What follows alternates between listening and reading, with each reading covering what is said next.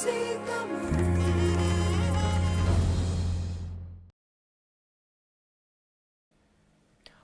தமிழ் நேயர்கள் அனைவருக்கும் அன்பு கலந்த மாலை வணக்கம். மற்றொரு ஊரோடு உருவாட நிகழ்ச்சியினுடைய திண்ணையில் உங்கள் அனைவரையும் சந்திப்பதிலே பெருமகிழ்ச்சி அடைகின்றோம். இன்றும் ஒரு அழகான ஒரு விடயம் பற்றி எங்களுடைய திண்ணையிலே பேச போன்றோம். அதற்கு முதல் சில மறந்து போன விடயங்களை பதிந்திருக்கின்ற நினைவுகளை மீண்டும் நினைவுபடுத்தலாம். இப்பொழுதெல்லாம் நேயர்களே, இந்த புலம்பெயர் நாடுகளில் நாங்கள் கடைகளுக்கு பொருட்களை வாங்க போகின்றோம். இப்பொழுது அந்த வங்கி அட்டைகளை பயன்படுத்துகிறோம். அதுவும் இப்பொழுது எல்லாம் போட்டு நம்பர் அமர்த்த வேண்டிய அடிக்க வேண்டிய அவசியம் இல்லை. அப்படியே தட்டி விட்டால் எங்களுடைய எவ்வளவு காசு நாங்கள் செலுத்த வேணும் செலுத்தி விடலாம். செலுத்திய பின்னர் சில வழிகளை 2 தரம் அதில் வைப்போம். அது பொருட்களோடு வரும்பொழுது 2 தரம் பணம் போனதா அல்லது 1 தரம் போனதா என்றெல்லாம் யோசனைகளோடு தான் வந்து சேருவோம். ஆனால் தாயத்தில் நாங்கள் இருந்த காலங்களில் எங்களுடைய ஒழுங்கையில் உங்களுடைய வீட்டிலே வந்து அல்லது வீதியிலே வந்து ஒரு ஐஸ்பழக்காரருடைய சத்தம் அல்லது ஒரு ஐஸ்பழ மேனுடைய பாடல் ஒலி கேட்டால் உடனடியாக ஐஸ்பழம் வேண்டவனு சொன்னால் அம்மா அப்பாட்ட கேட்டால் உடனே காசர மாட்டோம். வீட்டில் எங்களோட அம்மாட்ட ஆட்சி இருப்பினோம். ஆட்சிட்ட போய் கேட்டால் இல்லைன்னு சொல்ல மாட்டான். அவர் தங்களுடைய வங்கியில் பணத்தை வச்சிருப்பினோம். எப்பொழுதும் நாணயங்களும் தாழ்காசும் அவர்களிடம் கட்டாயம் இருக்கும். உங்களுக்கு பலருக்கு ஞாபகம் இருக்கும், அவன் செயல் என்ற ஒரு தலைப்பில் வந்து சில்லறை காசு எல்லாத்தையும் வச்சு இதில் முடிஞ்சு இதில் செருகி இருப்பினோம். இன்னும் ஒன்று, இந்த மடிப்பில் தாழ் காசை வச்சு அப்படி வைத்து கொண்டிருப்பார்கள். அது ஒவ்வொரு நாளும் அவரிடம் இருக்கும். நீங்கள் கேட்டால் அல்லது வேணுமென்றால் அந்த முடிச்சிலேருந்து எடுத்துருவார். நாங்கள் எல்லாம் சிறு வயதில் ஐஸ்பழம் வேண்டைகள் எல்லாம் ₹1 1.5 ரூபாய்க்கெல்லாம் வாங்கி கொள்ளலாம். அதிலிருந்து எடுத்து தருவார். நாங்கள் எப்படித்தான் கூட இல்லை சில வழியில் இன்னொரு செயலியில் அதை முடிந்து வைத்திருந்தால் பணத்தை கேட்கும் பொழுது தம்பி அந்த பச்சை கலர் சீலையில் இருக்க இடன்று சொன்னால் நாங்கள் கூட எடுத்தால் அவாக்கு தெரியும். ₹5 என்று சொன்னால் எத்தனை ₹1 குத்தி 50%, 10% எத்தனை நாணயங்கள் அதில் வைத்திருக்கின்றா என்ற வடிவா தெரியும். அதே மாதிரி தான் இந்த வைத்திருக்கின்ற பணமும் வந்து எத்தனை ₹10 தாள் அது மூலையில் கிழிஞ்சிருக்குது, இந்த அடையாளம் இருக்குது, அத்தனையும் அப்படி ஒருக்கா பார்த்து வைக்கும் பொழுது அப்படி பதிவிருக்கும். இந்த முன்னோர்கள் வந்து செயலையினுடைய தலைப்பிலே அந்த நாணயங்களை முடிந்ததுக்குள் சரி வைத்திருப்பது மறக்க முடியாத சம்பவம் பலருக்கு ஞாபகம் வரும். சரி, என்று நாங்கள் பேச போன்ற ஒரு விடயம் எங்கள் தாயக மண்ணினுடைய தாயத்தினுடைய மிகப்பெரிய ஒரு அழகு, மிகப்பெரிய ஒரு வளம், அதுவே ஈழத்தமிழர்களுடைய பலமாகவும் அமைந்தது. உலகினுடைய வல்லரசுகள் உட்பட பல நாடுகள் எங்கள் தாயக மண்ணின் மீது ஒரு விருப்பம், அவர்களுக்கு ஒரு அட்பாசை ஒன்று, எப்படியாவது இந்த இடங்களை நாங்கள் இருக்க வேண்டும். இந்த இடம் என்பது அதாவது இலங்கையின் தீவிலுடைய அந்த எங்கள் தாயத்தினுடைய தமிழகத்தினுடைய பகுதிகள் மீது அவர்களுக்கு அளப்பிறந்த ஒரு காதல் இப்பொழுதும் இருக்கின்றது, பலருக்கு இருக்கின்றது. காரணம், இயற்கை துறைமுகத்தோடு அமைந்த எங்கள் எழில் மிகுந்த அழகு நிறைந்த இந்த கடல் வளம், அருமையான கடல் வளம் பற்றி தான் என்று பேச போகின்றோம். 90களுடைய நடுப்பகுதி, அதாவது 93, 94 ஆரம்பித்து வருகின்ற அந்த 93க்கும் 95க்கும் இடையில் கொஞ்சம் பாடல்கள் வெளியானது. எங்களுடைய கடல் வளத்தை பற்றி வந்த பாடல் ஒரு ஒலிப்பேழை, அப்போ கேசட்டாக தான் இருக்கும் பாடல். நெய்தல் என்ற ஒரு ஒலிப்பேழை எங்கள் எல்லோருக்கும் கிடைத்தது. ஒரு நல்லூர் திருவிழா மூட்டம் அது விற்பனைக்கு வருகின்றது. இந்த பாடல்களை கேட்கும் பொழுது இந்த கடல் வளத்தினுடைய அழகு அப்படியே எங்களுக்கு தெரிந்தது. இவ்வளவு பெரிய அழகாக, இவ்வளவு பெரிய வளம் மிக்க கடல் வளமாக எங்களிடம் இருக்கின்றது என்ற ஒரு வியப்புங்கள் எல்லோருக்கும் எழுந்தது. ஆழக்கடலங்கம் சோழ மகாராஜன், வெள்ளி நிலா விளக்கேற்றும் நேரம், இந்த கடற்தொழிலாளர்கள் மீனவ மக்களுடைய வாழ்க்கை பற்றி அந்த ஒலிப்பலை அழகாக சொன்னது. இன்று இந்த கடல் வளம் பற்றியும் அந்த கடல் வளத்தில் ஏறி பயணித்த, வெள்ளி நிலாவில் வெள்ளி திசையில் பயணித்த அந்த மீனவ நண்பர்கள், கடற்தொழிலாளர்கள், அவர்களை பற்றித்தான் இன்றைய தினம் பேச போகின்றோம். அதே நேரம் எங்களுடைய கிராமத்துக்குள்ளே, எங்களுடைய ஊருக்குள்ளே, எங்களுடைய குறிச்சிக்குள்ளே வருகின்ற பல கதாநாயகர்களில் ஒரு சுண்டல்காரர் வருவார், ஒரு ஐஸ்பழக்காரர் வருவார், அதே போல் ஒரு மீன் வியாபாரி ஒரு வருவார். அவரும் எங்களுக்கு ஒரு கதாநாயகர் தான். எங்களுடைய ஒழுங்கைக்கு வரும்பொழுது கதாநாயகர் தான். 10 மணி வரைக்கும் 1 மணி வரைக்கும் அவருடைய போக்குவரத்து இருந்து கொண்டே இருக்கும். மறக்க முடியாது. பலரை இப்பொழுதும் நாங்கள் ஞாபகம் வைத்திருக்கின்றோம். அவர்கள் கட்டியிருக்கின்ற தலைப்பாய், அவர் பேசுகின்ற பேச்சு, உரையாடல்கள், அநேகமானவர்கள் நாங்கள் பார்த்தால் அவர்கள் கிறிஸ்தவ மதமாக இருப்பார்கள். இந்த அவர்கள் கழுத்திலே தொங்குகின்ற அந்த சிலுவையெல்லாம் இப்பொழுதும் ஞாபகம் இருக்கின்றன. சரி, எங்களுடைய இன்றைய திண்ணைக்கு வரி தந்திருக்கின்ற ஒருவரை பற்றி தான் இப்பொழுது நாங்கள் பார்க்க போகின்றோம். அவர் இந்திய இராணுவத்தினுடைய காலப்பகுதியில் 8 ஆண்டுகள் வல்வெட்டித்துறையினுடைய கடற்தொழிலாளர் சங்கத்தினுடைய செயலாளராக பதவி வைத்திருக்கின்றார். பிரித்தானிய மண்ணிலும் அவருடைய சேவைகள் இருக்கின்றது. இன்னும் ஒருவர்களை பார்க்கும்பொழுது ஆச்சரியப்படுகின்ற ஒரு விடயம், இந்த வல்வெட்டித்துறை சார்ந்த மக்களுடைய ஒரு ஒன்று கூடல் ஒரு நிகழ்வுகளை நாங்கள் பார்க்கும் பொழுது அது யாராக இருந்தாலும் நிகழ்ச்சி யார் ஒழுங்கு செய்து நடக்கின்றார்களோ அவருக்கு அத்தனை பேரும் கட்டுப்பட்டுக் கொள்வார்கள். வல்வெட்டித்துறை சார்ந்த மக்கள் சார்ந்த ஒரு நிகழ்ச்சி என்று சொன்னால் இந்த பிரித்தானியார் உள்ள அத்தனை பேரும் என்ன வேலை வெட்டி இருந்தாலும் எல்லாம் போயிட்டு அந்த மைதானத்தில் அந்த நிகழ்வில் ஒன்று கூடுகின்ற ஒரு காட்சியினை நாங்கள் பார்க்கின்றோம்.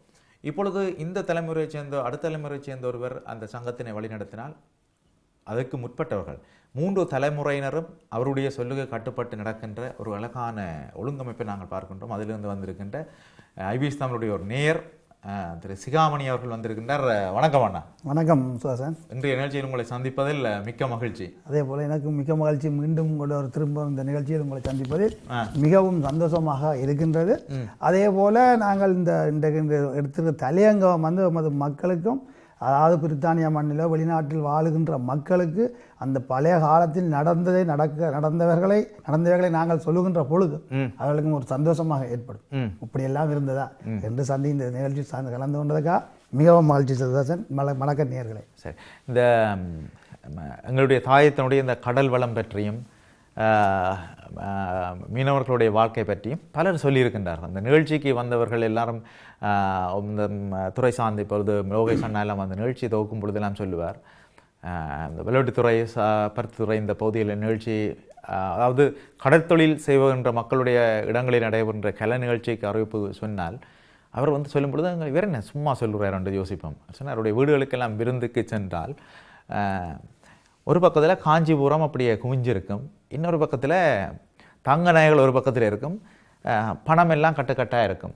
பலர் வந்து போவார்கள், அந்த அக்கம் பக்கம் சொந்தக்காரர் எல்லாரும் வந்து போவார்கள். யாருமே அதை பார்ப்பது கணக்கில் எடுப்பது கிடையாது. ஏன்னு சொல்கிறோம்னா அவ்வளவு செல்வத்தை அள்ளி கொடுக்கின்ற மிகப்பெரிய வடம் நீல அழகில் இருக்கின்ற இந்த கடல் தேவதை. சொல்லுங்கள். கண்டிப்பாக ஒவ்வொரு இந்த கடல் வளம்ன்றது மிகவும் ஒரு பொன் விளையும் பூமி என்று பொன் விளையும் பூமி. ஏனென்று சொன்னால் அந்த கடல் வளம் இன்று ஒரு கடலுக்கு தொழிலாளி செல்லுகின்றார் என்று சொன்னார். அவர் நாளைக்கு எவ்வளவு பணத்தை அள்ளிட்டு வருவார் என்றது ஆண்டவர் தான் மலிச்சு. அப்போ கண்டிப்பாக கடவுளை வேண்டி தான் கடலில் இறங்குவார். இறங்கினால் கண்டிப்பாக நிச்சயமாக அவர் வெற்றி தான். அப்படி அந்த கடல் வளம், அந்த கடல் தாய் வந்து நமது கரையோர மக்கள் இந்த வாழ்க்கைக்கு மிகவும் முக்கியமாக உறுதுணையாக இருந்தது. நான் பார்த்து வியந்த விடயம், ஒரு வெளிப்படையான பேச்சுக்காரர், பிழை என்றால் பிழை, சரி என்றால் சரி, அப்படியே வெளிப்படையாக பேசிக்கொள்வார்கள். ஒரு அன்பு இருக்கும்.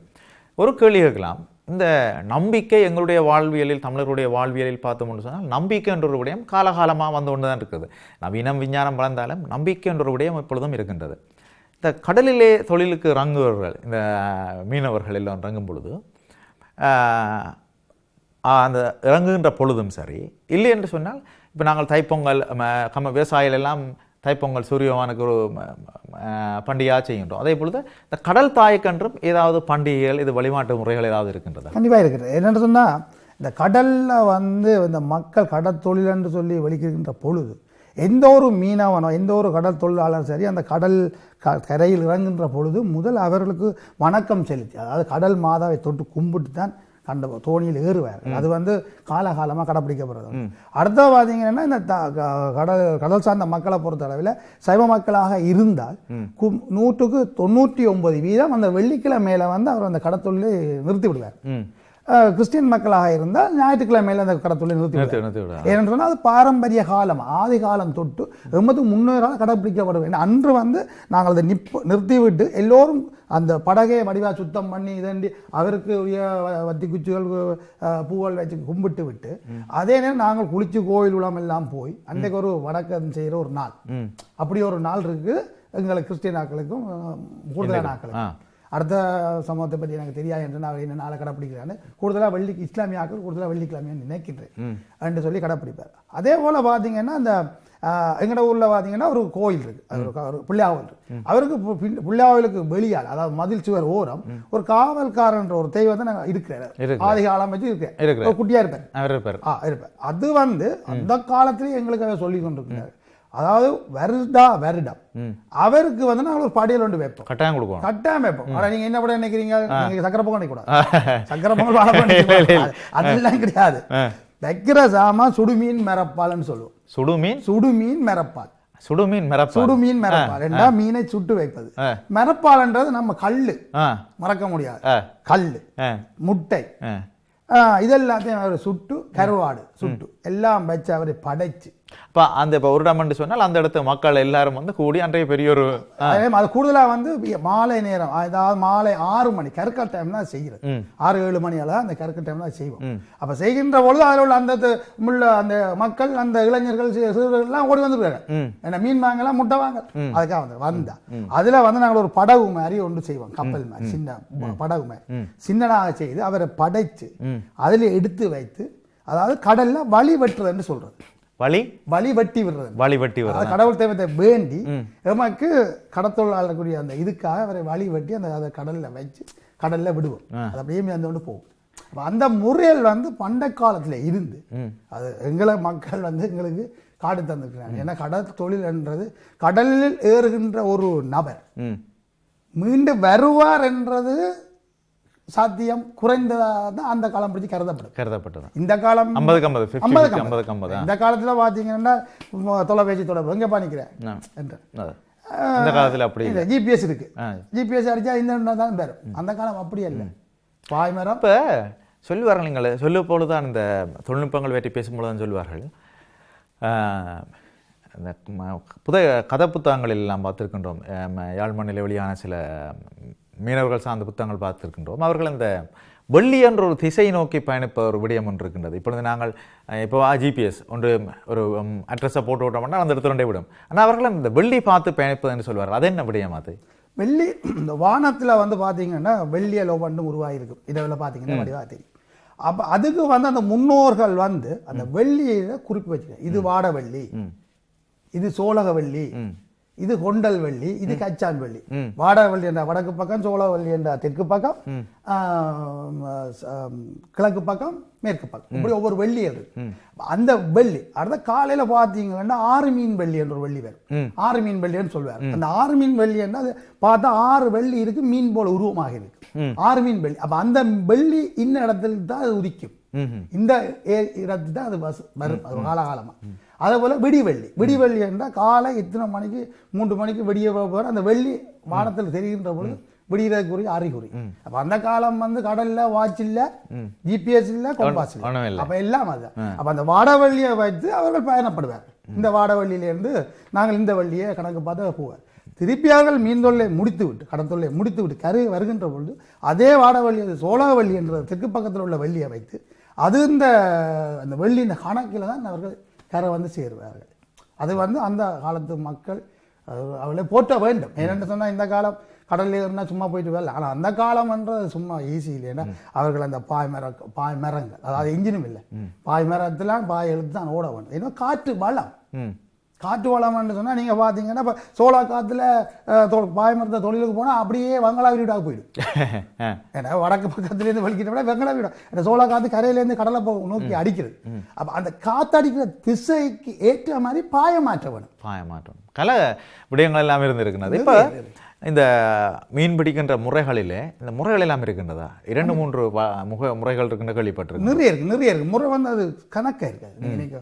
அது சொல்லிக் கொண்டிருக்கலாம். சிறிது வேலை, சிறு தொழில், அதாவது கரை ஓரமாக நின்று கடலுக்கு போகாதவர்கள் செய்த தொழில், கடல்ல போய் செய்யறதுல பல வகை இன்னும் நிறைய இருக்கு. அதை சொல்ல வேணும்னா கரையில பார்த்தீங்கன்னா சும்மா நோமலா இல்லை, எல்லா மக்களும் பீச்சு தொழில் செய்வார். பீச்சு வேலை என்றால் அந்த வலையை ஒரு ரவுண்டு மாதிரி வீல அதுக்கு ஈயக்குண்டு விலையா இருக்கும். அதே வந்து கையில மடிச்சு இப்படி இதுல வச்சு இப்படி வீசுவாரு. வீசி அந்த மீனை பிடிக்கிற ஒரு முறை, அது வந்து கடலோரமா எல்லாம் செய்வார். அப்படி ஒரு முறை இருக்கு. அதோட இரவில் நீங்க கேள்விப்பட்டீங்க சூழ் லாம்பெரிக்கிறது கேள்விப்பட்டீங்க?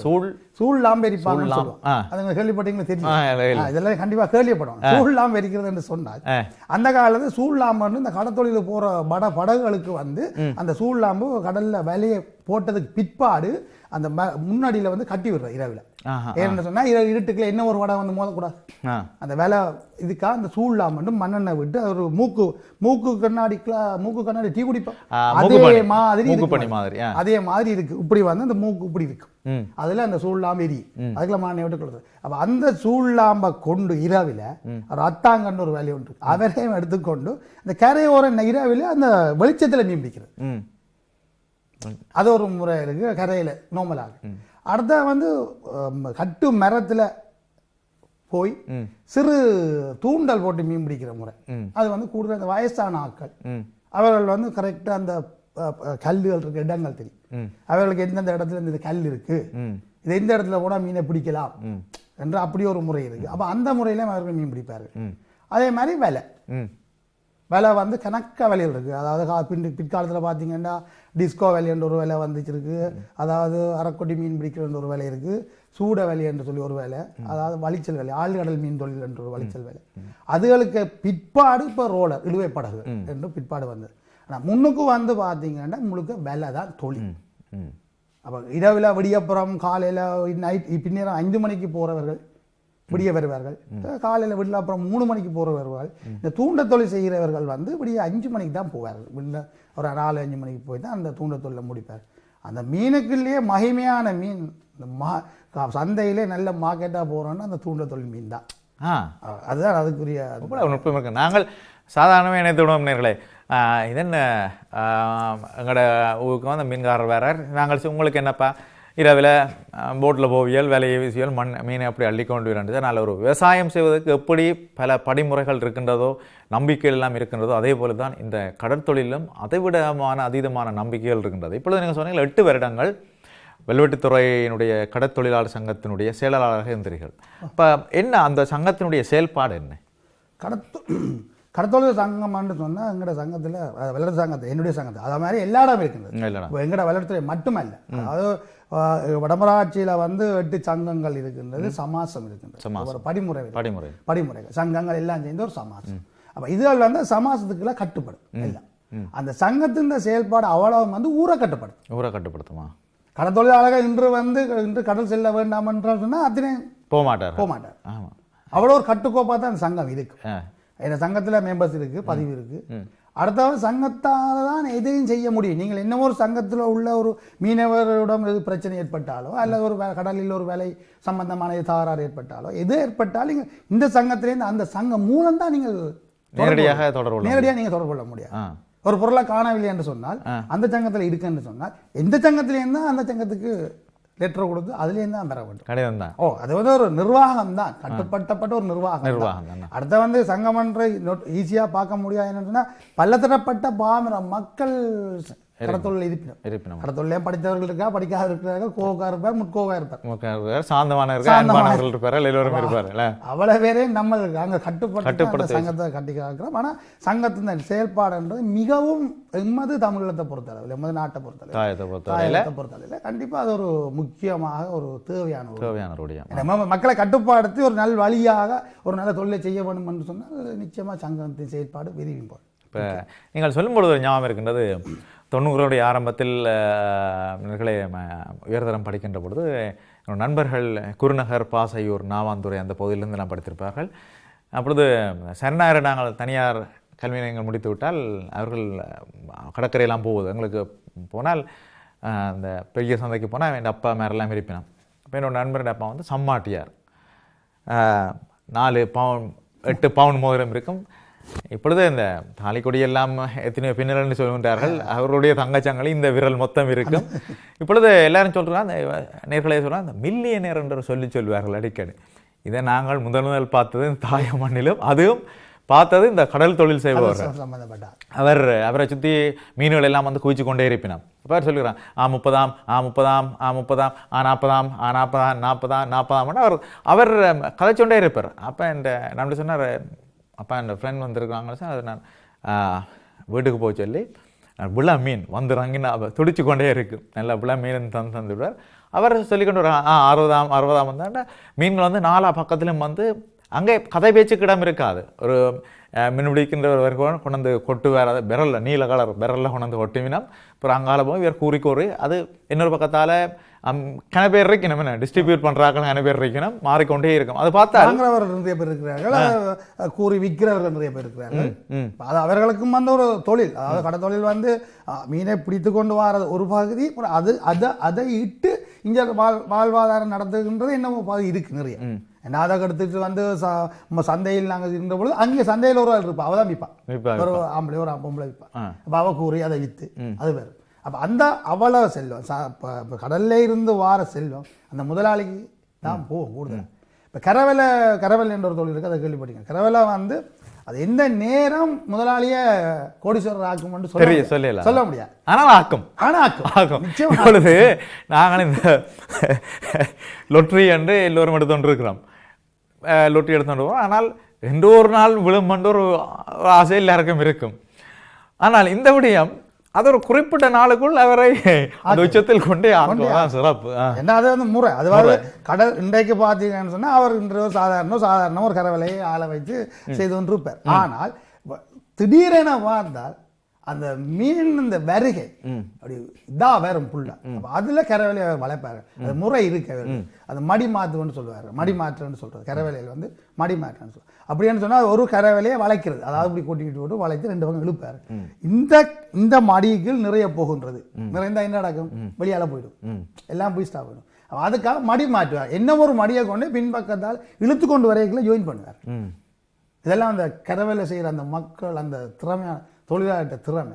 அப்படி மாடி மாற்றி சில நான் அறிஞ்ச அளவுக்கெல்லாம் 2-3 மடி என்று சொல்லி மாற்றி இருக்கிறாங்கன்னா அவ்வளவு மீன் பேர் இழுத்து கிடக்கிறல கரையில ஏற்றி விட்டால் அன்றைக்கு அவர் கோடி சேர்றார். அன்றைக்கு அவர் லொட்டி தான்.